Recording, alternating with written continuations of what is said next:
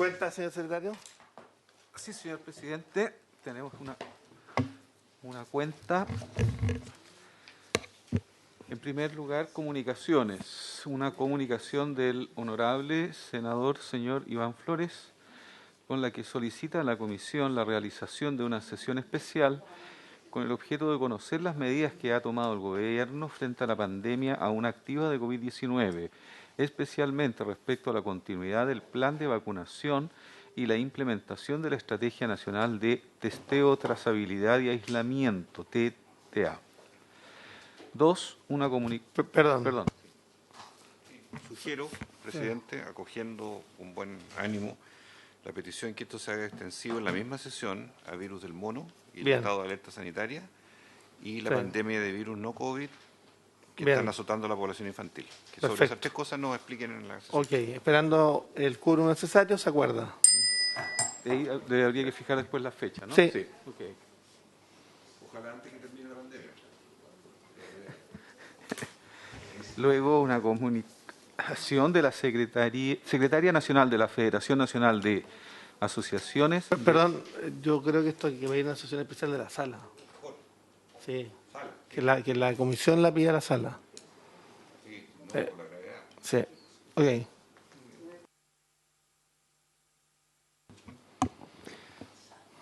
De la Secretaría Nacional de la Federación Nacional de Asociaciones de Enfermeras y Enfermeros de Chile, FENASENF Chile, señora Lina Araya, con la que informa que están en una situación de alerta nacional y movilización de sus bases debido al no diálogo por parte de las autoridades de la cartera. Luego, Perdón. Sí. Citémoslo a la comisión. ¿Les parece? Sí, pero que venga el Departamento de Relaciones Laborales. Así es. A hablar, porque yo ya la tratativa. Ok, listo. Para citar a Federación. Luego hay una comunicación del presidente de la Junta de Vecinos del sector Chulao Ayacara, comuna de Chaitén, señor Cristian Mayorga, en la que solicita que esta comisión oficie a la señora ministra de Salud para que implemente o gestione un servicio de urgencias en SECOF de Ayacara y un médico exclusivo en horario vespertino y fines de semana. ¿Les parece que acordemos oficiar cuando tengamos el quórum necesario? Oficiemos. Y el servicio de salud Sí, el correspondiente.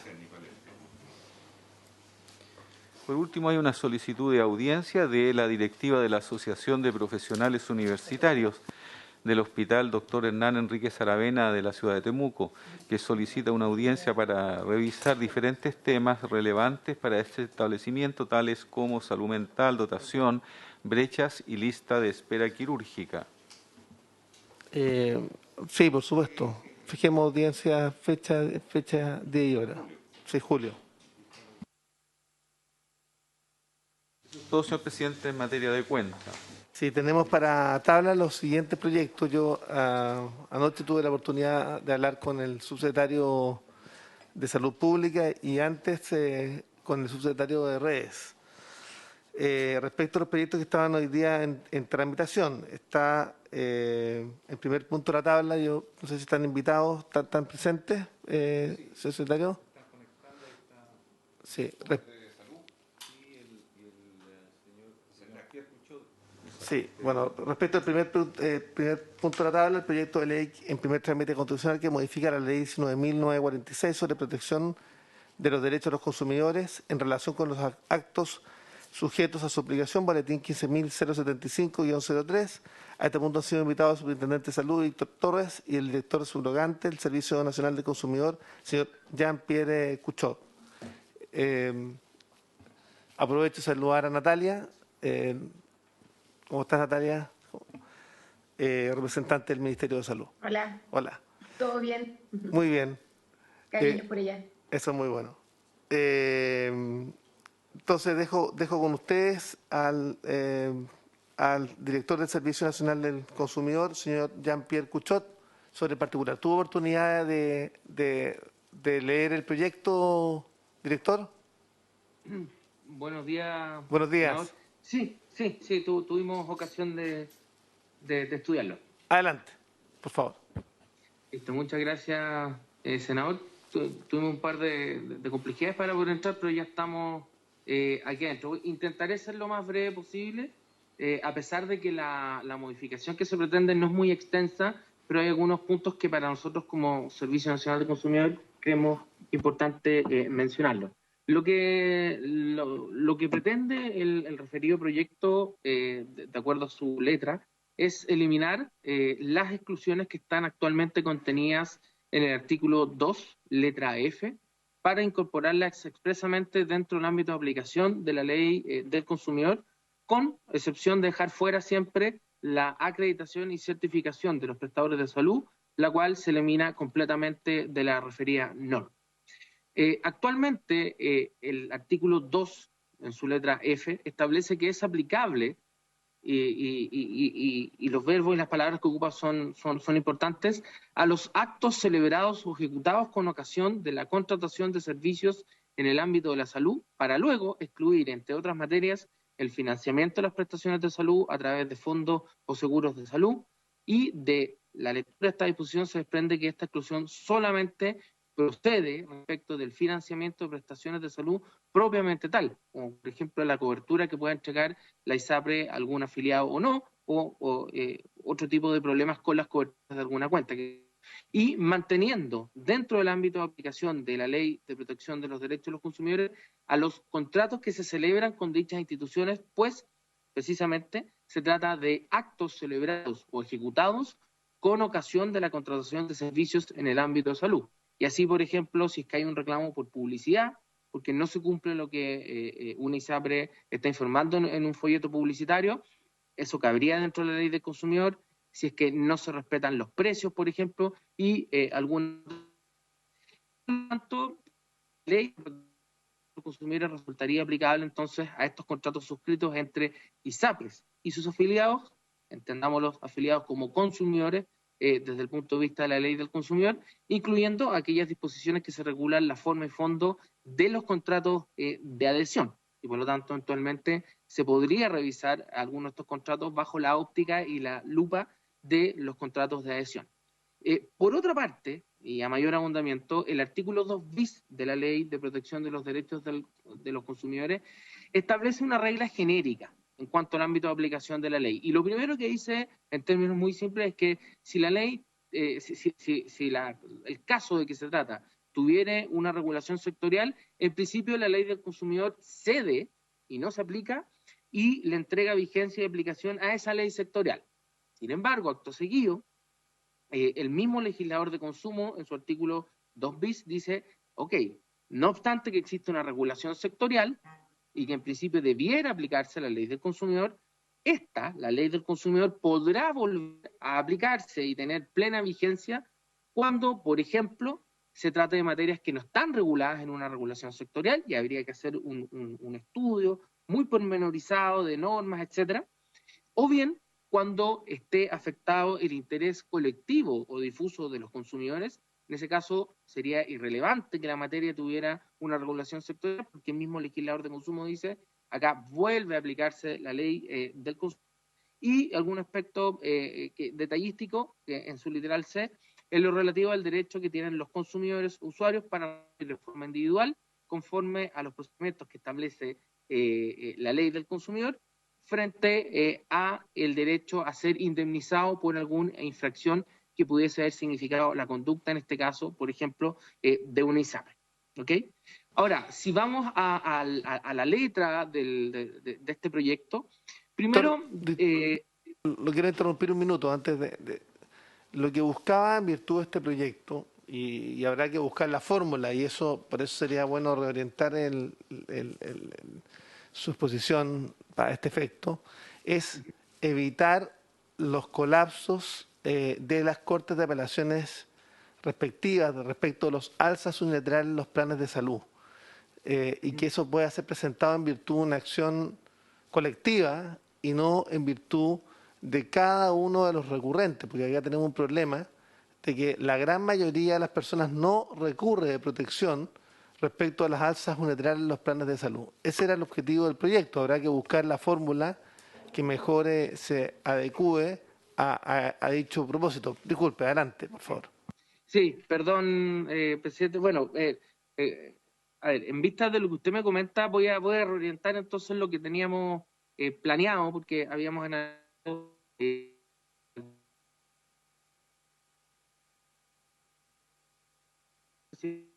propongo entonces que nosotros podamos hacer minuta. Adelante, adelante, director. Lo escuchamos con cortes, pero lo escuchamos. Sí, perdón, es que estamos con mala señal acá en la oficina. Ahora, para no perder más tiempo, voy a hacer llegar esta minuta. Vamos a recurrir, oye, vamos a recurrir al CERNAC respecto de su inestable conexión. lo lamento, presidente, ¿se escuchará mejor Muy ahí bien, o no? muy bien. Ahí, voy a intentar detener mi video. Ahí quizás se escuchará mejor. Perfecto, muchas gracias. Ya, voy a detener el video porque me han dicho que así quizás mejora un poco la conexión. Perfecto. Voy a reorientarme entonces, presidente, para no perder más tiempo. Voy a hacer llegar entonces una minuta con las referencias a cada palabra y a cada referencia al articulado que se propone. Pero en relación a lo que usted plantea, presidente, lo cierto es que la ley del consumidor efectivamente tiene una naturaleza, para algunos casos, de tipo que yo llamaría colectivo, ¿cierto? Que es un grupo de consumidores afectados en su derecho y que la característica que menciona el legislador en el artículo 50 es que se trata de un conjunto de consumidores que es determinado o determinable. ¿Cuál sería el caso de los afiliados de una ISAPRE? Ahora, desde el punto de vista de la posibilidad y de la eficacia de accionar a través de una acción colectiva de la ley del consumidor, yo creo que hay algunos problemas desde el punto de vista de la celeridad procesal. Un juicio colectivo como mínimo, de acuerdo a nuestros cálculos, no baja de los 5 a 6 años de tramitación, ¿ya? Por lo tanto, es una herramienta muy eficaz cuando estamos en otro tipo de defectuosos, incumplimiento de plazos de entrega, etcétera. En esos casos ha sido bastante eficiente. Pero en casos de alzas de ISAPRE, primero habría que tener en consideración la jurisprudencia sobre la materia, que sin perjuicio de nuestra posición como CERNAC, en el sentido de que la ley sí es aplicable a estos actos y contratos celebrados entre afiliados y las ISAPRES, hay jurisprudencia que ha dicho lo contrario y ha declarado en algunos casos inadmisibles algunas acciones colectivas, pero eso podría ser enmendado a través de una reforma legislativa y clarificar el criterio que incluso actualmente nosotros tenemos como CERNAC de que la ley sí se aplica. Pero el problema, presidente, dice relación con la celeridad y problemas de tráfico jurídico, porque un juicio colectivo tiene esta eficacia. Y ahora, desde el punto de vista práctico, si quisiéramos ejercer las acciones colectivas, hay una pregunta que nos hicimos como equipo aquí en CERNAC, y es, claro, determinar cómo nosotros tomaríamos esto. Habría que presentar una acción colectiva a fin de año. ¿Cómo determinaríamos? Sería complejo ir determinando los grupos y subgrupos de consumidores afectados para ir pudiendo presentar distintas bandadas de demandas colectivas por estos casos y siempre con el riesgo de que estos juicios se alarguen. Efectivamente, presidente, hay una norma que es muy importante y es aquella que permite que en acciones colectivas, eso sí, cuando la procedencia de un cobro está siendo discutida, se le pueda solicitar al tribunal el cese de esos cobros. Y hemos obtenido esa medida precautoria en un juicio que no voy a dar detalles del juicio, ni tampoco voy a referirme al proveedor para no tener ningún problema, pero se trataba de una modificación unilateral de contratos en servicios básicos, ¿cierto? Y lo que nosotros como CERNAC objetamos es que la forma en que se había realizado esta modificación no era la vía legal, no se había obtenido el consentimiento por parte de los consumidores, lo cual es un poco distinto a lo que ocurre en materia de ISAPRES, por cuanto en este caso hay una regulación sectorial, por cierto, y que regula la forma en que se realizan esas alzas. Por lo tanto, desde mi punto de vista, presidente, creo que las acciones colectivas, si no existiera algún otro remedio, creo que podríamos revisar bien la posibilidad de terminar aplicándola. Pero tengo el temor de que pueda no ser una herramienta eficaz desde un punto de vista temporal por los tiempos de tramitación, señor presidente. Director, yo le quisiera pedir lo siguiente. Si es posible que usted nos pudiera ayudar con una propuesta en orden a dejar abierta esta ventana, debido justamente porque debido a la gran y masiva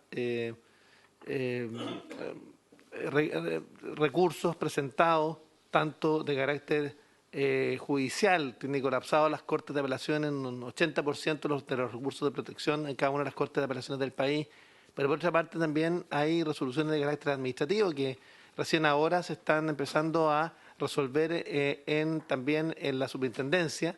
La idea es siempre dejar abierta la posibilidad de una acción colectiva, justamente porque hay una cantidad enorme de personas que no reclaman, justamente porque desconoce o porque no conoce el procedimiento. Entonces, ver si es posible que usted mismo nos proponga una redacción que nos permita dejar siempre abierta la posibilidad de esta acción colectiva.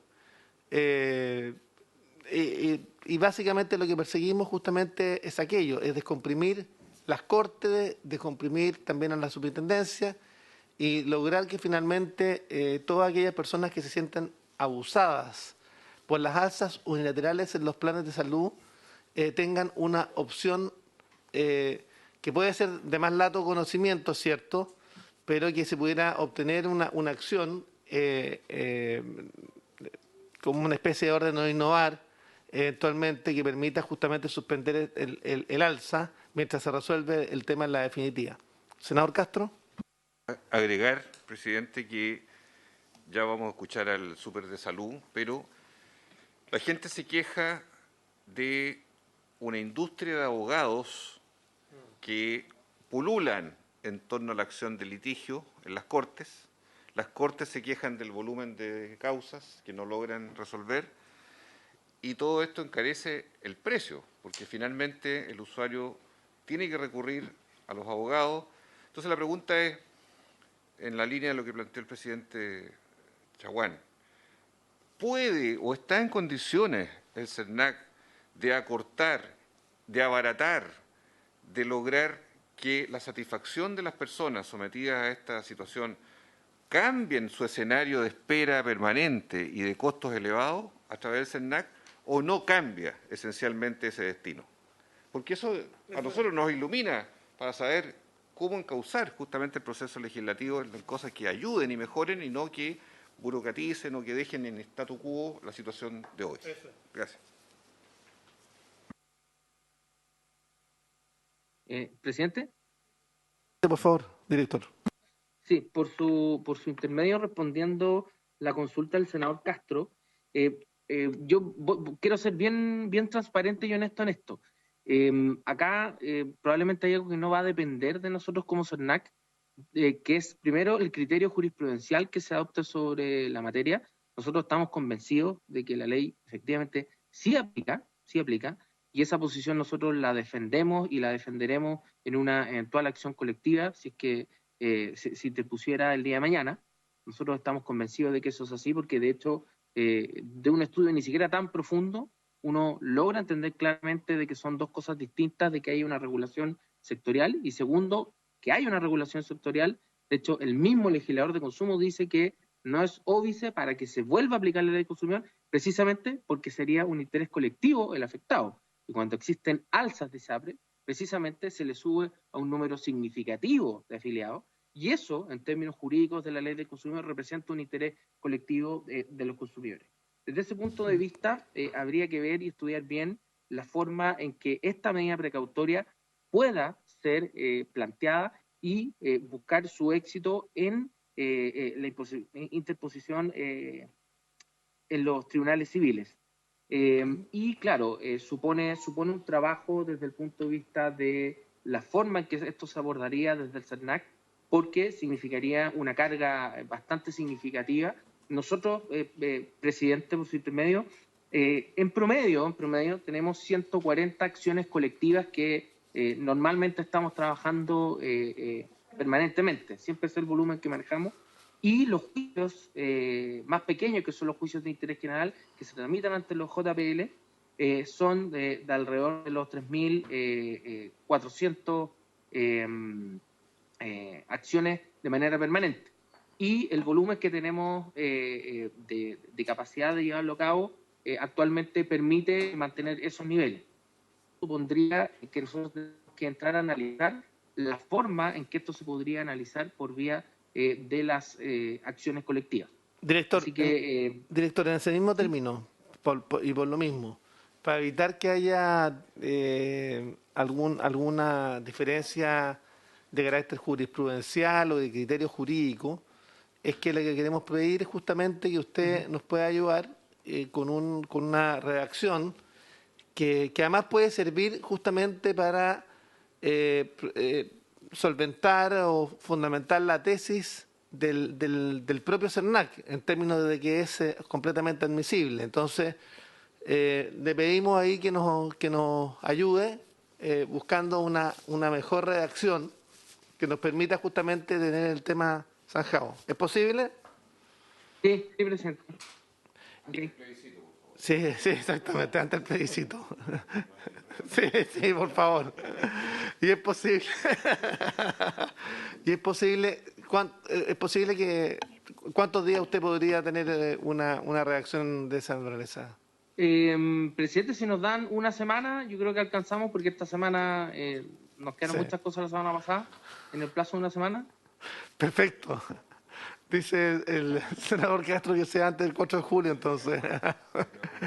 Entonces, no, lo importante, de todas maneras, pero sería útil tenerlo a disposición de esta sala para votarlo el martes siguiente, si es posible, el lunes, para ver si Perfecto. les parece que si nos damos un plazo de indicaciones, acá mismo internamente, aun cuando tengamos que requerirlo la autorización correspondiente, pero un plazo de una semana para buscar una buena redacción. Gracias, director. Muchas gracias. De nada, presidente. Subintendente, Muchas que es de la gracias. casa, que es miembro de la comisión y que da quórum. Ya está. Muchas gracias, presidente, diputado Juan Luis Castro. Saludarle también a nuestra secretaria y secretario de la comisión, don Jaime Yunget. Bueno, quisiera comenzar agradeciendo obviamente la invitación a este proyecto de ley. Quiero decir que me acompañan el día de hoy las dos intendentas, la intendenta de fondos y la intendenta de prestadores, que están en el Zoom, no se ven porque tienen, entiendo, la cámara apagada, pero están ahí acompañándonos y van a estar prestas a cualquier consulta que quisieran ustedes realizar. Los deseos son órdenes de subintendente. Incluso está el subsecretario de redes asistenciales Mire, que nos viene para aquí a que vea. acompañar. Así de coordinados estamos con el servicio, con el ministerio. Y nos acompaña también Natalia Castillo, que es nuestra asesora legislativa, y que obviamente hemos venido a exponer porque es un tema que nos interesa bastante. Nos enteramos la semana pasada de que ingresó este proyecto de ley y evidentemente nosotros como superintendencia entendemos que aquí hay una cuestión que revierte aquello que fue modificado el 14 de julio del 2004, ¿no? Y que excluye expresamente lo relativo a las prestaciones de salud de las materias relativas a la calidad de esta y su financiamiento a través de fondos de seguros de salud, de la acreditación y certificación de prestadores, sean público o privados, individuales o institucionales, y en general en cualquier otra materia que se encuentre regulada en leyes especiales. No sé si podemos ver la presentación, pero en términos generales, gracias. En términos generales, la ley actual excluye expresamente aquellas materias, ¿no? Y las excluye porque efectivamente todos estos puntos o acápites que están excluidos en la ley del consumidor son facultades que hoy día ejerce precisamente la Superintendencia de Salud. Y lo que se propone en el proyecto de ley es precisamente revertir aquello y volver o devolver a la ley del consumidor a través de la frase o del párrafo que dice los contratos de prestaciones de salud celebrados con clínicas y hospitales privados públicos, las prestaciones de salud, etcétera, etcétera. De hecho, incluso habla de materias relativas a la calidad de las prestaciones, su financiamiento, etcétera, etcétera. Cuando se modifica la ley y se crea la Superintendencia de Salud, no sé si podemos pasar a la siguiente, ¿no? Bueno, ahí hacemos nosotros un alcance, porque el proyecto de ley habla de que habría una ¿cómo se llama esto? Una discriminación arbitraria, porque tan solo en materias de ISAPRE no habría regulación o potestad de la ley del consumidor. Nosotros consideramos que hay un listado taxativo que no solamente excluye las ISAPRE, sino que también otras materias, pero no es una cuestión que nos corresponda a nosotros profundizar. Sin embargo, sí respecto de este segundo punto, los fundamentos del proyecto, que nos parece relevante, porque se plantea que tal exclusión sería discriminatoria y arbitraria, pues generaría desprotección estatal. Y aquí nosotros tenemos una observación, porque claramente, como bien dice ahí en la columna del lado derecho, las funciones de la Superintendencia de Salud y fundamentalmente a través de las intendencias es velar por la aplicación práctica de los contratos celebrados entre los prestadores de salud y las instituciones de salud previsional para que éstas no afecten los beneficios que tiene derecho el afiliado o sus beneficiarios. La Superintendencia de Salud, a través de la Intendencia de Fondo, precisamente tiene potestad respecto de esta materia y además de eso tiene otras potestades. Nosotros hacemos fiscalización financiera, tenemos que velar por el cumplimiento incluso de algunos indicadores que están establecidos en la ley para precisamente velar por la sustentabilidad de cada una de las ISAPRES. Y en ese sentido creo que es un organismo que tiene bastantes más atribuciones que cualquier otro para precisamente supervigilar aquello, pero también respecto del cumplimiento de determinadas garantías. Por lo tanto, en materia de derechos de las personas, claramente el Estado sí protege con un organismo técnico que es específico precisamente para esta área, entendiendo que obviamente la salud no puede ser concebida como un bien de consumo, sino que también tiene otras consideraciones que requieren precisamente una expertise tanto jurídica como una expertise técnica, precisamente para mejor resolver aquellas materias que puedan verse afectadas las personas. No sé si podemos ver la siguiente, por favor. Y, por otra parte, también resulta evidente que, como decía recién, al excluirse de esta ley, digamos, de estas materias, sobre todo en relativas a calidad y financiamiento, no resultaría aceptable en toda vez que la experiencia práctica se ha demostrado que tal diferenciación haya devenido en arbitraria, lo que por una parte pugna con el principio consagrado en el numeral 2 del mismo artículo segundo, como asimismo con la igual protección que la ley debe dar a las personas al ejercicio de sus derechos según se encuentra establecido en el numeral 3 del citado artículo 19. La siguiente, por favor. Nosotros hacemos este punto fundamentalmente porque nos parece que precisamente en los fundamentos del proyecto de ley se establece un marco que a nuestro juicio tiene algunas imprecisiones, ¿ya? Fundamentalmente porque el rol que asigna la ley hoy día a la Superintendencia de Salud precisamente sí se hace cargo de aquellas cuestiones que pueden ser establecidas en dicho fundamento.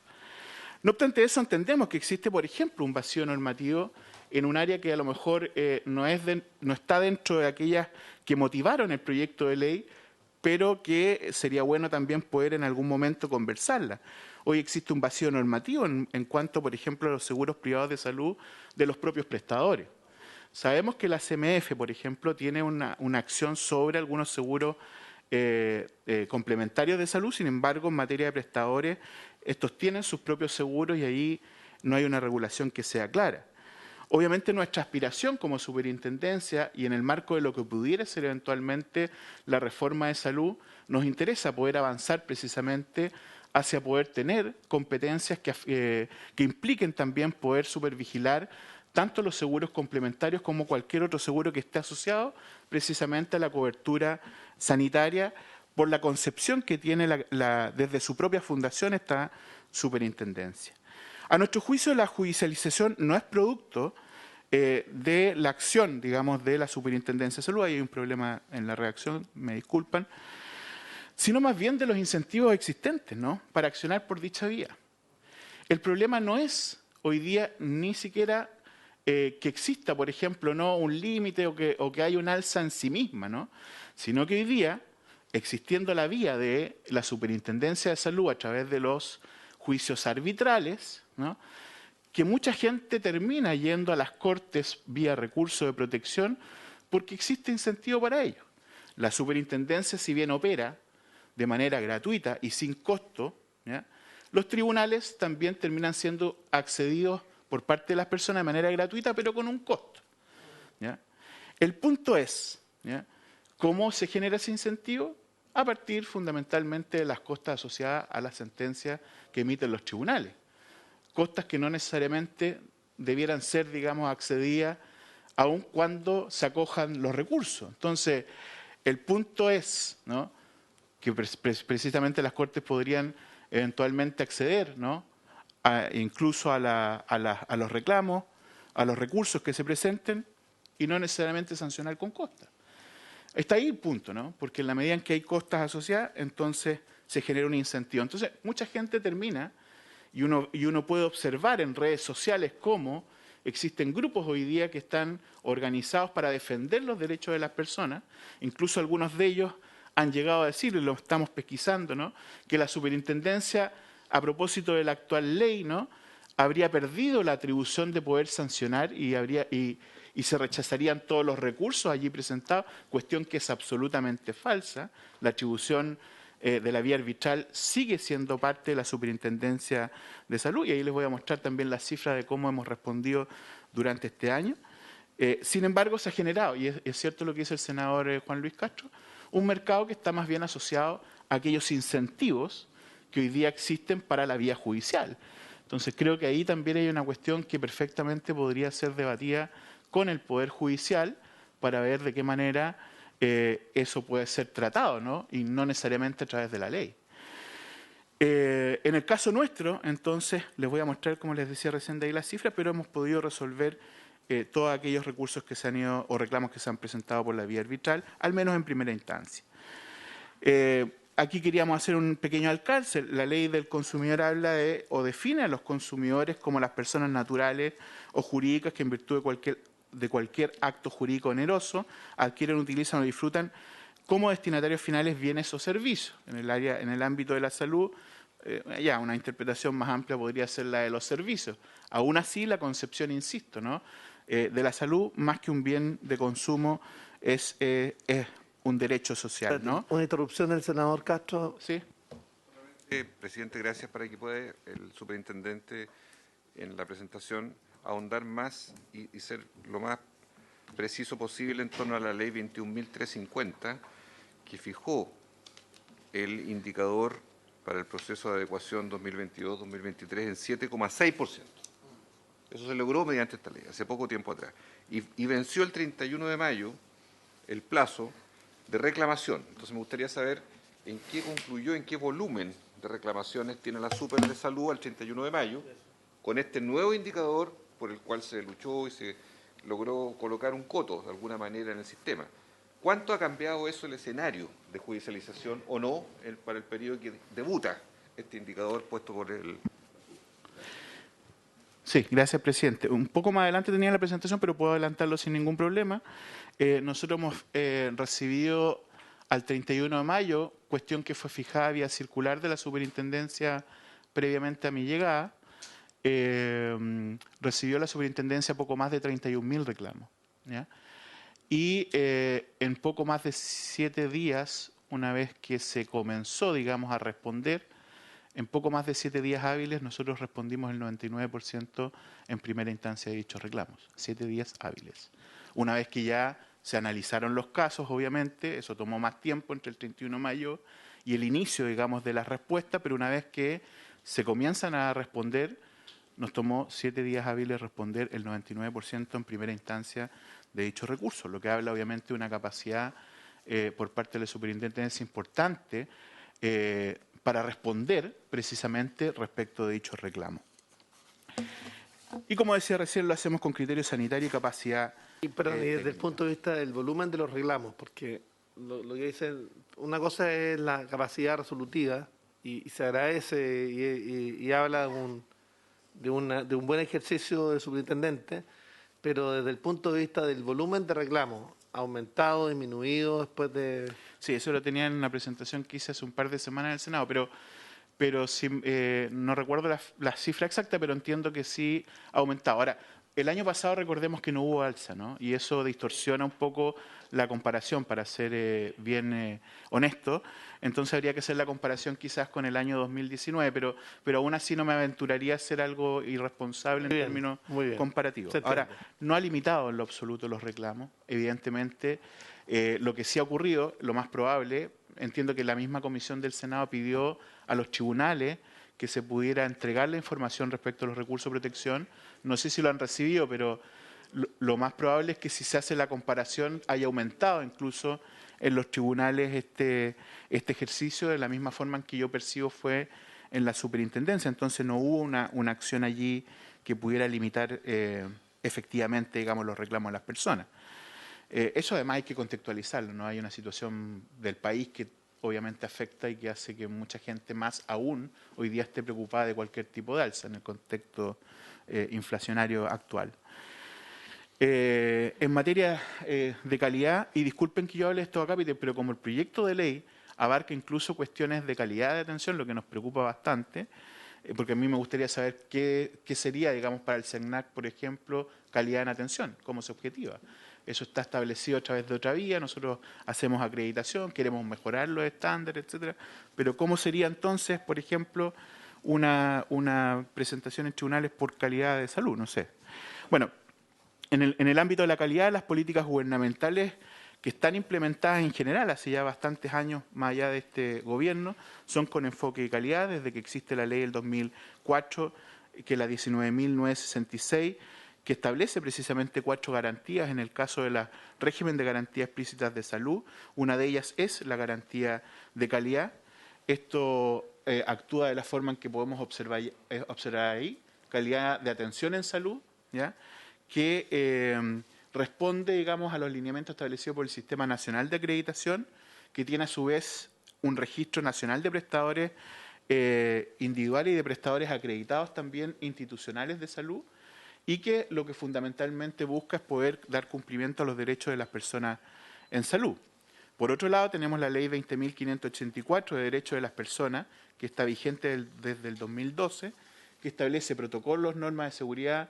Se han ido agregando algunas cosas, hay muchas leyes con nombres propios hoy día que también van agregando a esta ley, como trato digno, acápites de información, gestión de reclamos, salud mental, atención preferente, etcétera, etcétera, ¿no? Son varias modificaciones que se han ido haciendo y que hoy día son parte de la superintendencia, también poder velar por su cumplimiento a través de la intendencia de prestadores.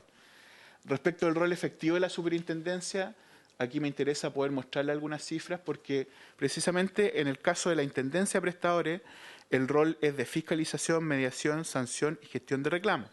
El año 2021 tuvimos 1.136 fiscalizaciones, ¿ya?, y a prestadores y entidades acreditadoras 366. En gestión de reclamos, la Intendencia de Prestadores recibió 9.951 y resolvió 8.051. En materia de mediación, y aquí es importante recalcar este acápite, porque en todo aquello donde la gente puede haber sentido más allá, digamos, del incumplimiento de un contrato, que fue afectada, por ejemplo, a propósito de requerimientos de daño moral, indemnizaciones, la superintendencia actúa como organismo de mediación a través de entidades privadas, así como lo hace el Consejo de Defensa del Estado en aquellos prestadores públicos, ¿ya? A nosotros nos interesaría mucho poder mejorar el sistema de mediación, y eso podría ser también materia de ley, de tal manera que pudiera ser un solo sistema mucho más eficiente y que pudiera ayudar a resolver algunas cuestiones o controversias, evitando también la judicialización. La mediación, en este caso, lo que hace es ser una antesala, ¿no? Es una condición previa para poder acudir posteriormente a tribunales, por lo tanto, pudiera tener mayor efectividad. El año 2021 se ingresaron 1.282 y se tramitaron 1.188, y solo el 11% llega a acuerdo.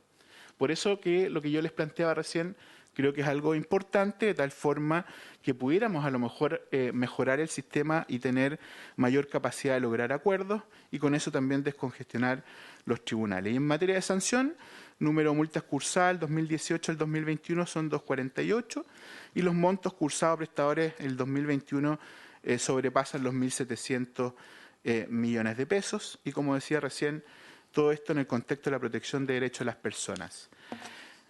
Si podemos pasar a la siguiente, voy a saltarme esta diapositiva.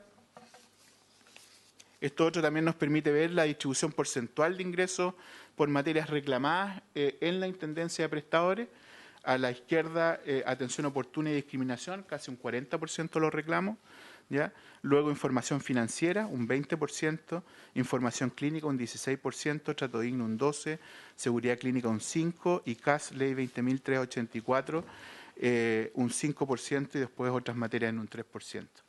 Si bien no se encuentra dentro de las facultades entregadas por la ley a la Intendencia de Prestadores determinar perjuicio o daño, y a su consecuencia la procedencia de algún tipo de compensación o indemnización por daño patrimonial o moral, ante dicha materia es de competencia de otros tribunales, lo que no opta que se ordene restablecer los derechos vulnerados comprobadamente y restituir los instrumentos financieros si ello es posible y corresponde de acuerdo al mérito del proceso.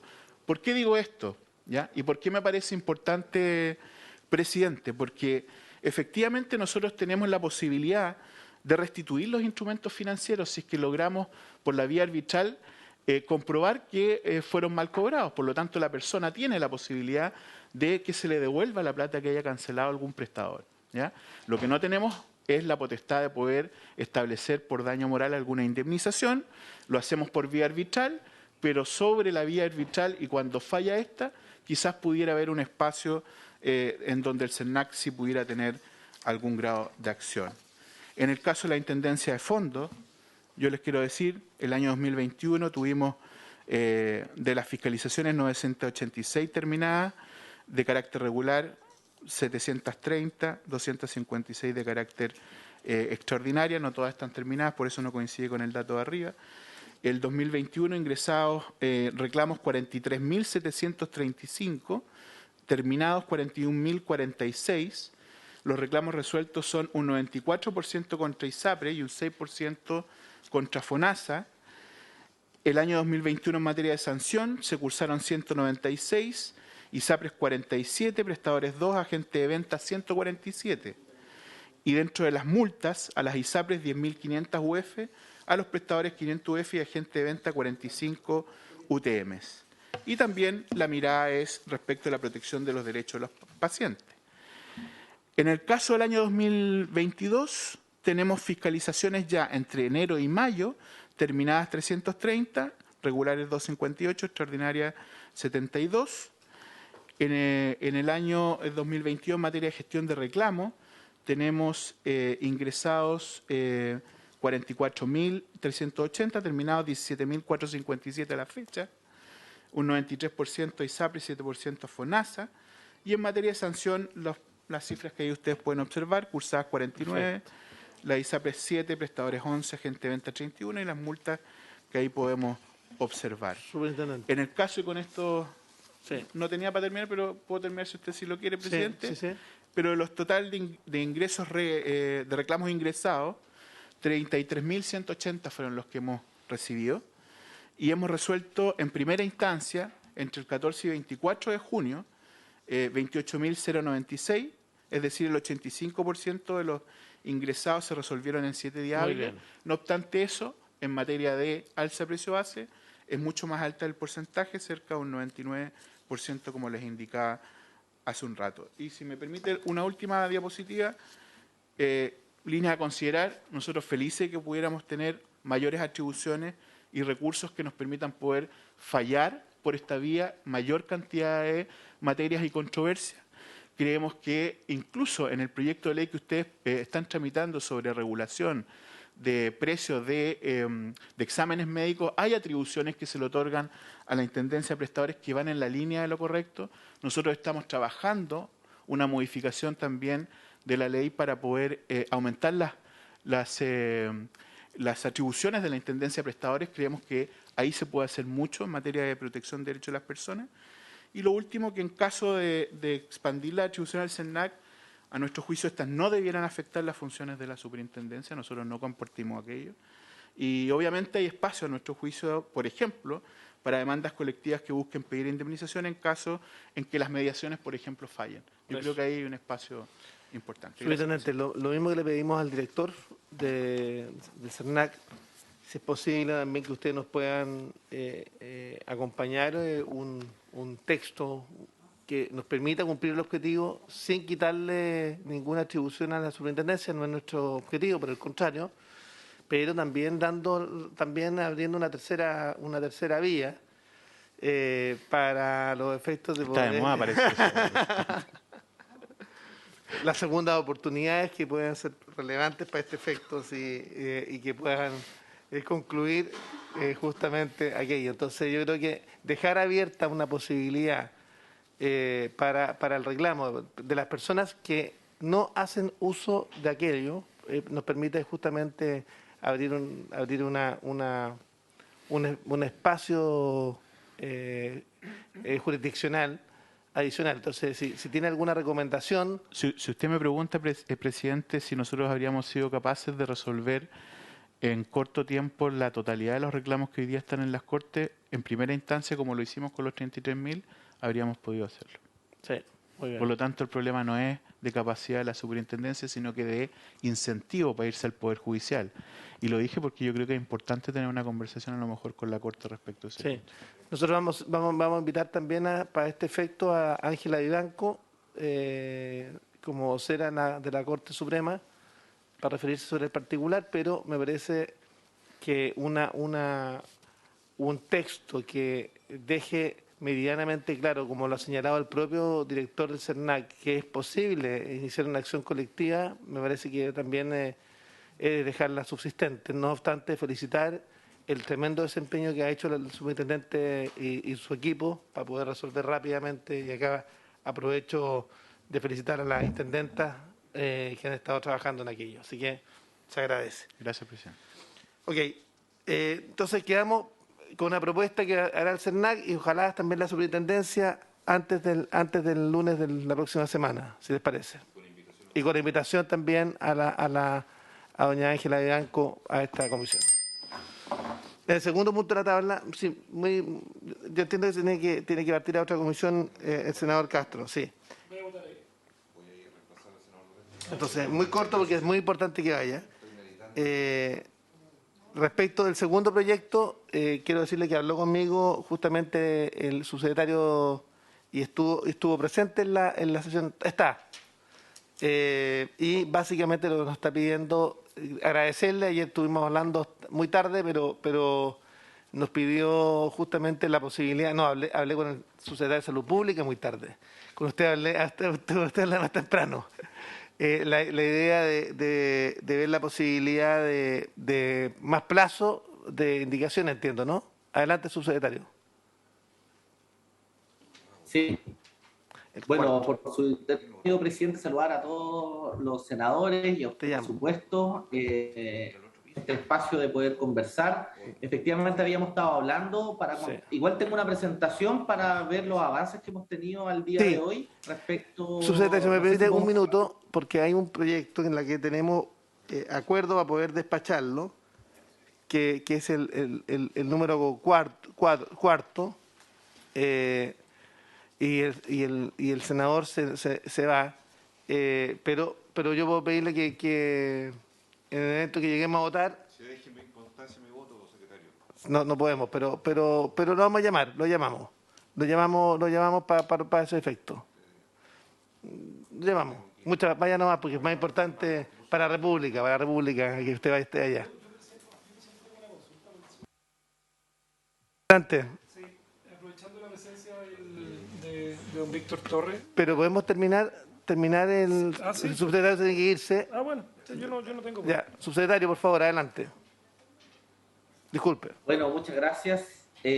No sé si puedo compartir pantalla porque tengo una breve presentación, brevísima, para... Está habilitado. Y efectivamente le habíamos pedido al presidente, al senador Chaguán, un poco más de plazo porque se han sumado algunos actores que históricamente se habían restado de esta conversación o no habían tenido una participación tan coordinada como es el Consejo de Universidad del Estado, que nos encontramos en La Moneda hace un par de semanas atrás, coordinados por la Subsecretaría de Educación Superior, que le había invitado también por, digamos, el presidente senador Chaguán nos había pedido que pudiera acompañarnos en esta jornada, pero está volando en estos momentos. Tenía una agenda anterioridad, pero la comprometimos para la próxima sesión, en el cual hemos tenido un trabajo coordinado con las universidades del Estado y con la Subsecretaría de Educación Superior, precisamente para revisar este proyecto de ley y las indicaciones que vemos para hacerlas en conjunto, la Subsecretaría de Reasistencial y la Subsecretaría de Educación Superior, en coordinación con los asesores legislativos, digamos, de los integrantes de la comisión, que ya han tenido 2 reuniones previamente. Entonces, nosotros consideramos, dado que hay algún levantamiento coordinado con todas los rectores de las universidades, estamos en un periodo de síntesis, creemos que podemos tener para ingresar estas indicaciones vías express el 15 de julio. Yo no sé si tienen tiempo ahora, podría hacerle una breve presentación de cómo va la discusión y cuáles serían los primeros ítems. Y si me gustaría compartir pantalla, no sé si hay alguien ahí. Está habilitado, subsecretario. Me sale que no está el anfitrión inhabilitado, me sale que no estoy habilitado. Vamos a chequear. No sé si podrían chequear ahí los informáticos. Estamos en eso.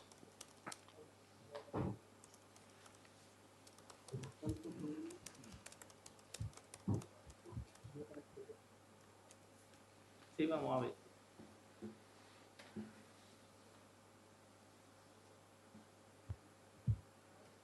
Bueno, mientras tanto vamos a ir avanzando mientras se habilita. Que la síntesis de trabajo de ley,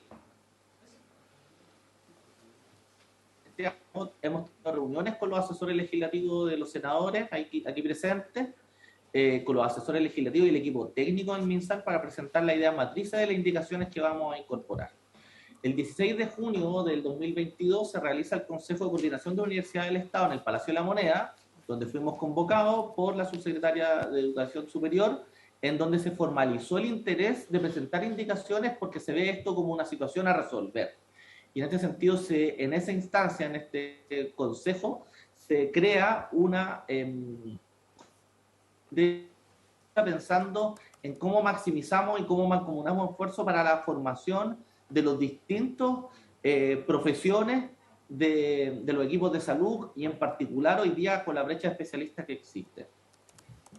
La tercera semana de junio, nosotros ya se nombraron los equipos técnicos de parte del MINEDUC como contraparte al MinSal, en donde además se han recogido las distintas indicaciones o propuestas de la universidad. Está habilitado, subsecretario, ¿eh? Está habilitado. Perfecto. Ahora sí.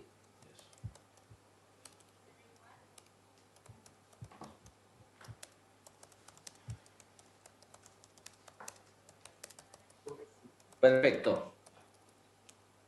Entonces les comentaba, esto es lo que la educación superior, esto nos propone un equipo técnico con el cual hemos estado trabajando, el equipo técnico del Ministerio de Salud, para abordar y llevar con una sola propuesta de indicaciones MinSal, Ministerio de Educación y la Universidad del Estado. Nosotros creemos, porque habíamos quedado de acuerdo que en este receso llegar con las indicaciones, entonces por su medio, presidente, pedirle, digamos, darnos un poquito más de plazo, que nosotros estimamos de aquí al 15 de julio hacer el ingreso formal de indicaciones por vía de la express, ya en coordinación y con los actores coordinados que estamos con el visto bueno de estas indicaciones.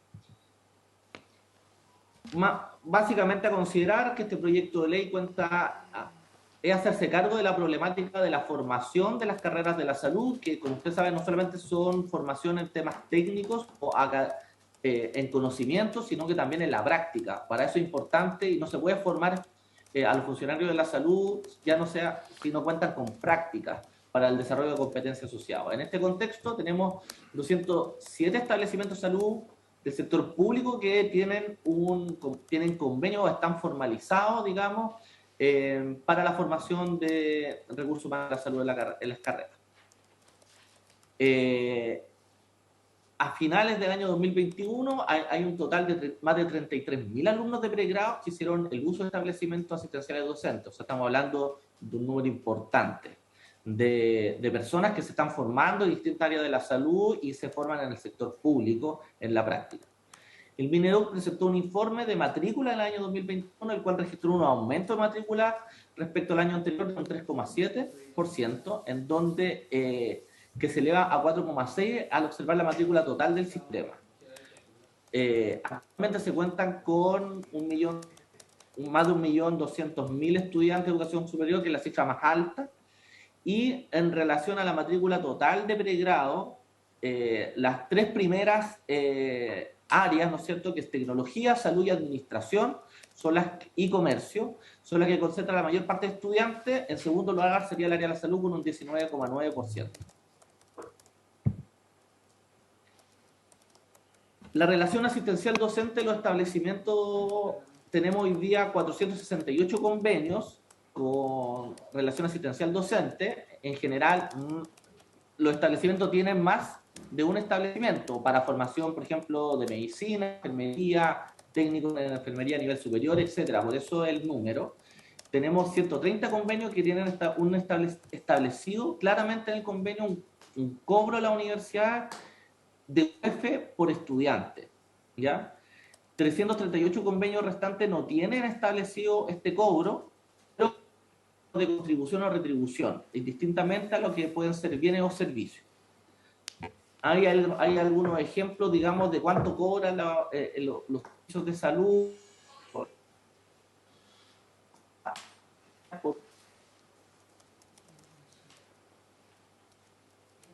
Pero hay servicios como el Paraíso, Viña, Talcahuano, Valdivia, en donde esto, relación asistencial docente, no cobran por estudiantes. Bueno, finalmente lo que hemos avanzado hasta el día de hoy, desde los elementos centrales para el sistema de salud, que las indicaciones que nosotros hemos impulsado son las siguientes. Para nosotros es importante que quede son los pacientes del sistema de salud y que la relación asistencial docente debe resguardar y contribuir la calidad de la atención, no debe ir en desmedro. ¿Qué quiere decir en esto? Que no debiera ser, ¿no es cierto?, que por causa del rol docente se vean desmedro de la relación asistencial.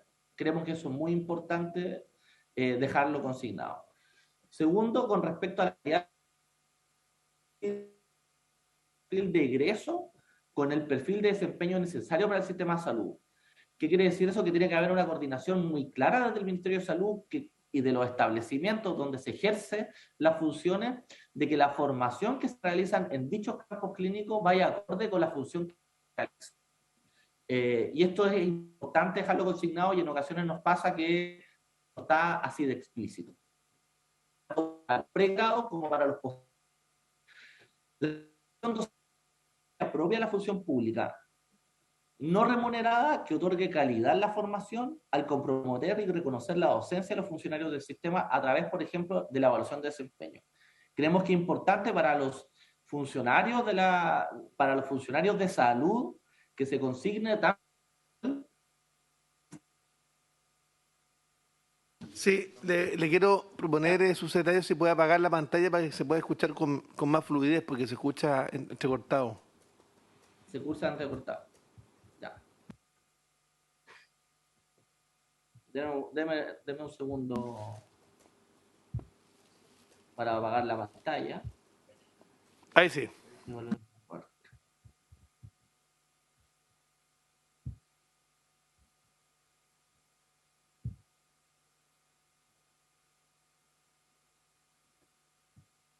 Ya. Entonces, con respecto, bueno, les contaba, ¿no es cierto?, la colaboración docente como propia de la función pública para que los funcionarios de médicos, ¿no sé, que se desempeñan tengan una labor, digamos, asistencial dentro de sus funciones. Las contribuciones por el uso del campo clínico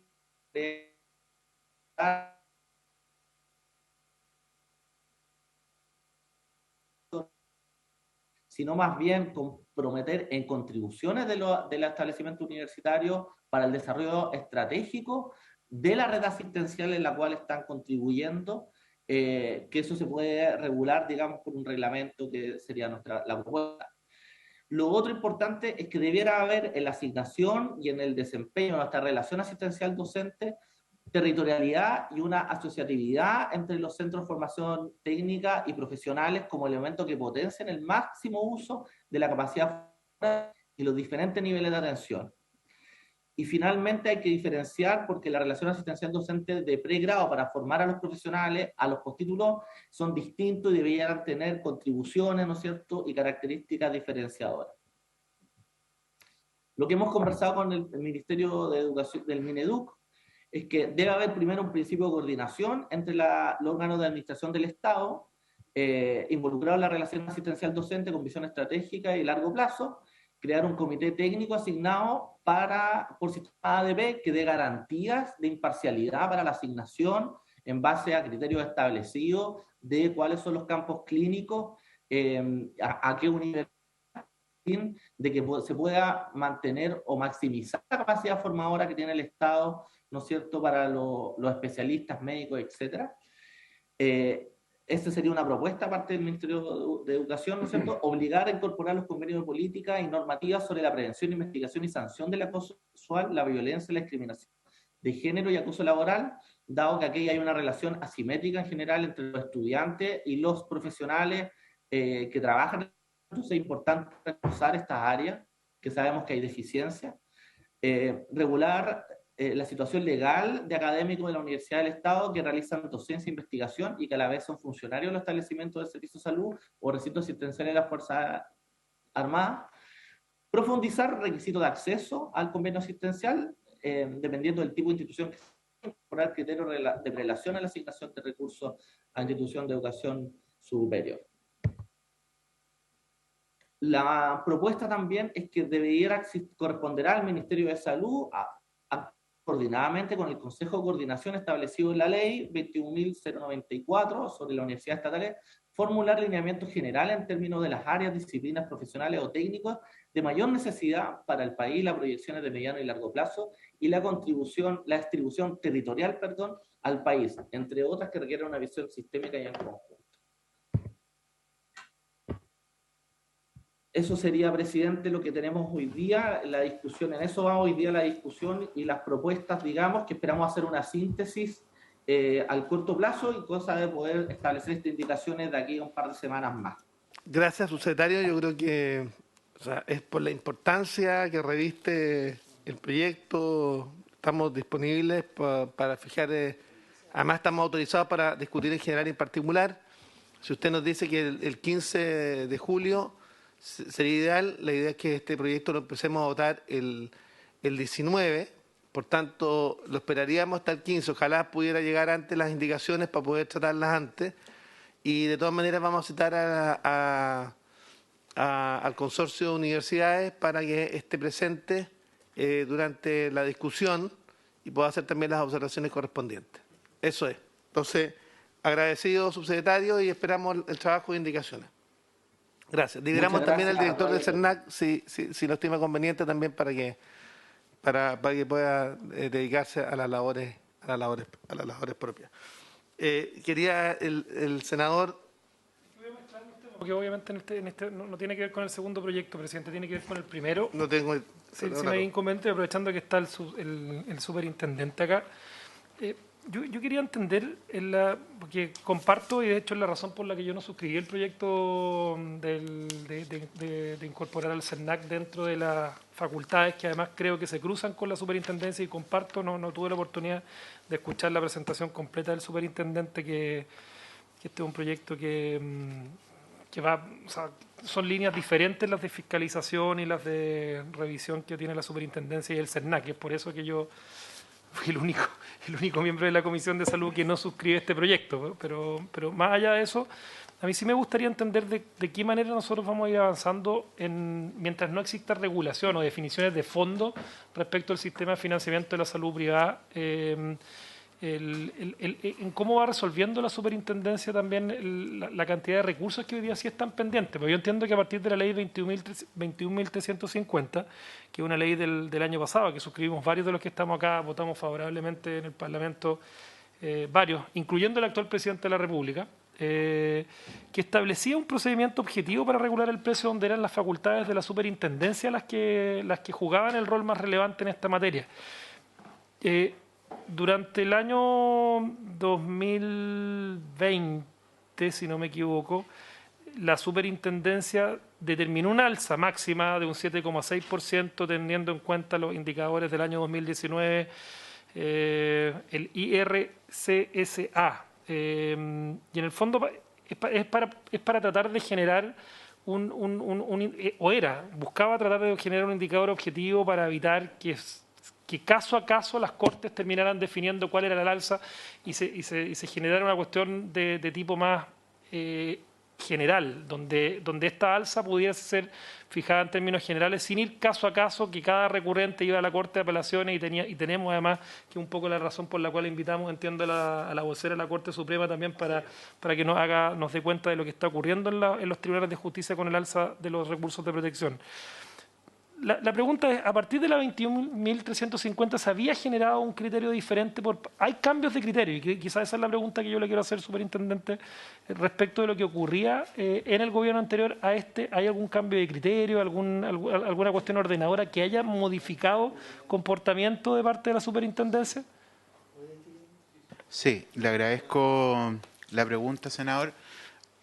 Yo le pido solo comprensión que hay materias que no voy a poder responder si es que estas involucran eventualmente... Causas que están pendientes. Causas que están pendientes, sí. Porque hoy día nosotros recibimos 33.000 reclamos, 31.000 reclamos y fracción respecto al alza precio base.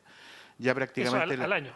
Esto fue, a ver, desde la entrada en vigencia de la actual ley y que se establece este indicador, fueron notificadas las personas a comienzo de año del alza. Y una vez que la gente empezó a ser notificada, presentó tanto en las Cortes como en la Superintendencia sus reclamos. Una circular vigente antes de mi llegada estableció al 31 de mayo la fecha tope, digamos, para el ingreso de los reclamos de las personas a la Superintendencia. Por tanto, lo que hizo la Superintendencia... Le puso un corte Eso fue al menos lo que yo recibí, digamos, dentro de la circular. Ya estaba establecido así el corte.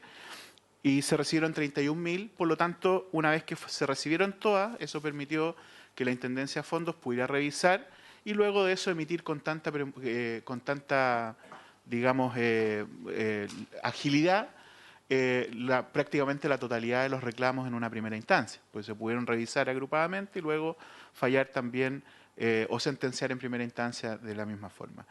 Respecto de lo que la Intendencia de Fondos falló, lo único que yo podría decir que en materia de fondo, al menos de lo que se deduce ahí, no se contrasta con aquella posición que tuvo respecto a otro reclamo la Intendencia de Fondos en enero de este mismo año, que fue ratificado en un recurso jerárquico en febrero de este mismo año, que era tiempo en que no estaba yo como superintendente y era otro el gobierno. Por lo tanto, hay una línea de coherencia, a mi juicio, argumentativa en ese sentido.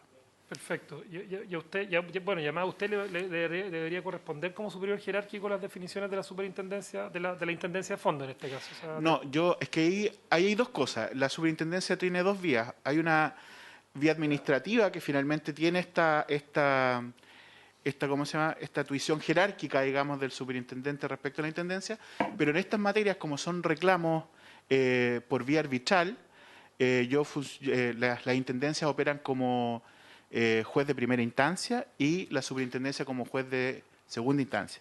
Por tanto, no es que haya una supeditación del tribunal de primera instancia respecto al segundo. Eso no sucede así como cuando lo vemos desde el punto de vista de la jerarquía administrativa. Ok. Muy gracias, bien, presidente. muy bien. Muchas gracias. Oye, respecto al tercer punto de la tabla, que es proyecto de ley segundo trámite constitucional que crea la ley del dolor crónico no oncológico y fibromialgia, el subsecretario de Salud Pública me llamó ayer muy tarde, pero que establecimos como una coordinación de que él me va a llamar todos los lunes al término del día para programar y me pide una semana más de plazo para presentar indicaciones. Nosotros estamos aprobados para tramitar en general en particular, así que vamos a esperar esa semana adicional. Hay indicaciones del senador Bianchi y de la senadora Órdenes, pero vamos a esperar justamente la semana adicional para tener el apoyo del Ejecutivo.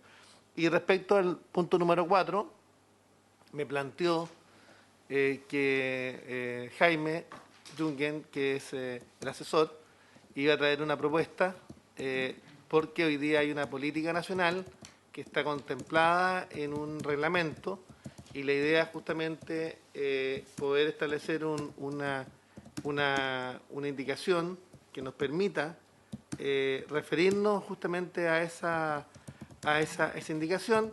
Me pidió además que en el artículo primero pudiéramos eliminar los aceites vegetales, entre otras materias, y poder referirnos. Y la idea es que la propuesta del Ejecutivo la pudiéramos firmar los senadores como indicación y así dar despachado el proyecto. Adelante, Jaime. Sí. Buenas tardes, presidente. Buenos días, presidente Salón Macaya, secretaría. Gracias. Y demás asistentes. Sí, la verdad es que, bueno, la Subsecretaría de Salud Pública estuvo analizando y revisando este tema y efectivamente coincide con la elaboración de un decreto en virtud del cual se están abordando, digamos, estas materias. En la plana 1 se encuentra lo que es los fundamentos en virtud del cual, digamos, nosotros podemos llegar a estas indicaciones.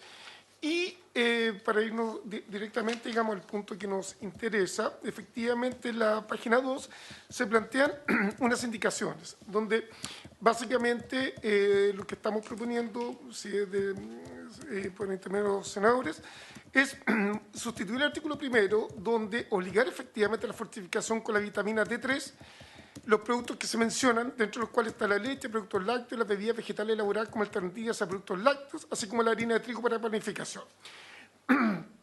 Dicha fortificación será de acuerdo a las cantidades determinadas por la autoridad competente. Perdón.